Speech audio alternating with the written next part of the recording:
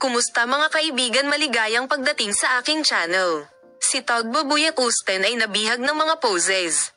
Queen ng aking puso, si Tuba Buyak Usten, na nanalo ng pag-ibig ng milyon-milyon sa pamamagitan ng pakikilahok sa maraming matagumpay na proyekto, ay nakarating sa mga lente para sa shoot ng magazine.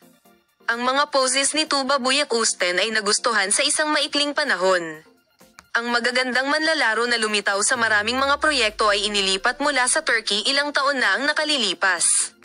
Ang sikat na pangalan ngayon ay nasa harap ng camera para sa isang pagbaril sa magazine, ang punto ng malaking tuktok ng kakulangan ng swimsuit at mini shorts, gusto at komento na umulan.